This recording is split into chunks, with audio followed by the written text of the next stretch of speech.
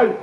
এই পদ পদবি না থাকার কারণ একটাই, বিএনপির ভারপ্রাপ্ত চেয়ারম্যান তারেক রহমান সাহেবের দলে কিছু তথাকথিত নেতা বৈষম্য সৃষ্টি করেছে, তাদেরকে অন্যায়ভাবে দলের ভিতরে ঘাপটি মেরে থেকে অরিজিনাল বিএনপিকে কুরবানি দিয়েছে। প্রিয় সহযোদ্ধা ভাইরা আমার, আমাদের প্রিয় নেতা মাগুরা 2 আসনের রূপকার কাজী সালিমুল হক কামালের কথা সবাই বলেছেন। এই মাগুরায় যখন আওয়ামী লীগের জয় জয়কার ছিল, কাজী সালিমুল হক কামালের নাম জন্মের পর থেকে শুনেছি। বিএনপির একটাই নাম, কাজী সালিমুল হক কামাল। সেই কাজী সালিমুল হক কামালের দলকে অন-11-এর পরে অন-11-এর পরে স্বৈরাচারের দোসররা, স্বৈরাচার কোন স্বৈরাচার? বাংলাদেশের শেখ মুজিবুরের পরের স্বৈরাচার এরশাদ স্বৈরাচার।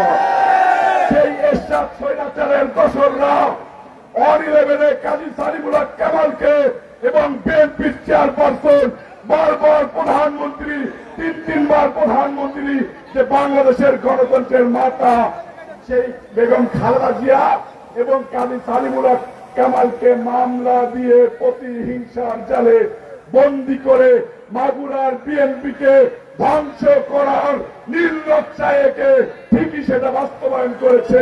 তাই এই কানুনদেরকে, নিজামদেরকে, মাসুদেরকে, টুকুদেরকে দল থেকে নিচ্ছিন্ন করে দিয়েছে। এই ছেলেরা অতি উৎসাহী ভালো না, অতির উৎসাহী ভালো না। এই যে আপনারা যারা স্লোগান দেন, নয়ন ভাই, কামাল ভাই, অমুক দাদা, তমুক দাদা, এইসব নয়ন ভাইরা থাকবে না যদি জিয়া পরিবার না থাকে, যদি বেগম খালেদা জিয়া না থাকে। এইসব ভাইদেরকে মাগুরার রাজনীতিতে গ্রুপিং সৃষ্টি করে জিয়া পরিবারের হাতকে ধ্বংস করার ষড়যন্ত্রে লিপ্ত হয়ে মাগুরা 2 আসনকে ধ্বংস করেছে, মাগুরাকে ধ্বংস করেছে। সেই ধ্বংস লীলা থেকে, এই ভূমি লীলা থেকে কাজী সালিমুল হক কামালের নেতৃত্বে আজকে এই মঞ্চে বঞ্চিত নেতারা ঐক্যবদ্ধ হয়েছে। যে পরিবারের হাতকে আবার শক্তিশালী করবো ইনশাআল্লাহ।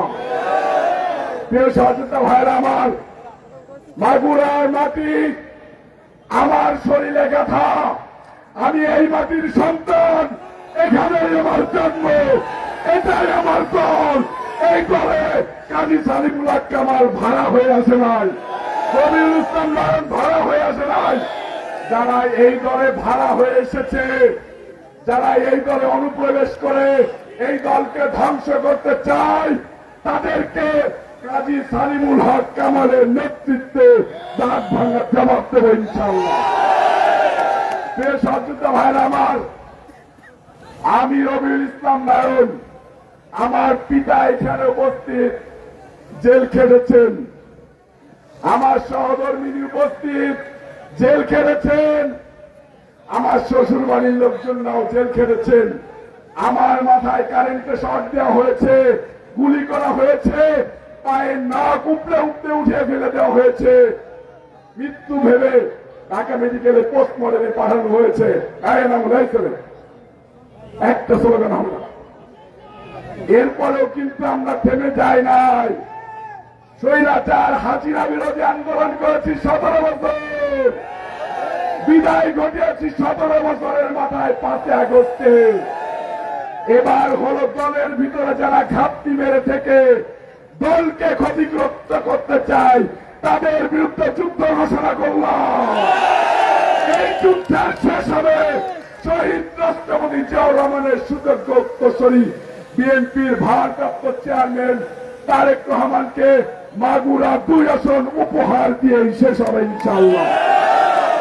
প্রিয় সহযোদ্ধা ভাইরা আমার, আমরা বিএনপি, আমরা জাতীয়তাবাদী শক্তি, এই যে 31 দফা, এই 31 দফার মাধ্যম দিয়ে বাংলাদেশের সার্বভৌমত্ব রক্ষা হবে, বাংলাদেশের গণতন্ত্র রক্ষা হবে, বাংলাদেশের খেটে খাওয়া মানুষের মুখে হাসি ফুটবে। এই 31 দফা মাগুরা 2 আসনের 2,79,000 মানুষের মাঝে মাঝে পৌঁছে দেব আমরা অঙ্গীকারবদ্ধ। প্রিয় সহযোদ্ধা ভাইরা আমার, আমরা একটা শপথ করব।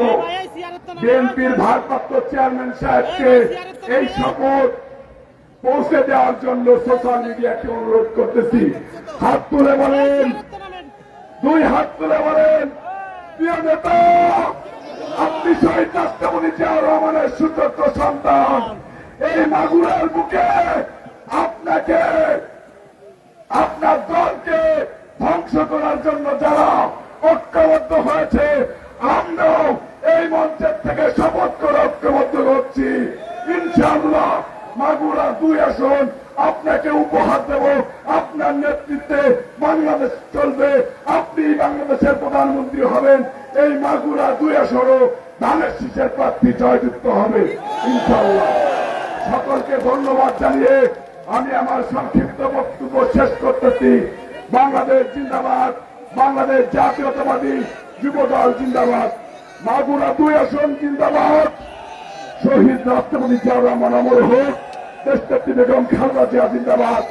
20 কোটি মানুষের কণ্ঠস্বর, যার মুখ দিয়ে বাংলাদেশ আশা আকাঙ্ক্ষা রেখে, যার দিকে তাকিয়ে আছে পুরো জাতি, পুরো দেশ, যার নেতৃত্বে এই স্বৈরাচার হাসিনার পতন হয়েছে, সেই প্রিয় নেতা বিএনপি ভারপ্রাপ্ত চেয়ারম্যান তারেক রহমান সাহেব জিন্দাবাদ, তারেক রহমান সাহেব জিন্দাবাদ।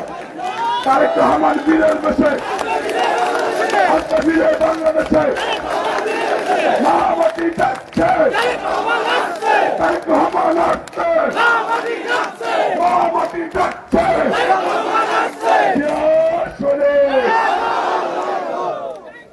প্রিয় নেতৃবৃন্দ, আমাদের মাঝে উপস্থিত আছেন বাবুখালী ইউনিয়ন বিএনপির অন্যতম নেতা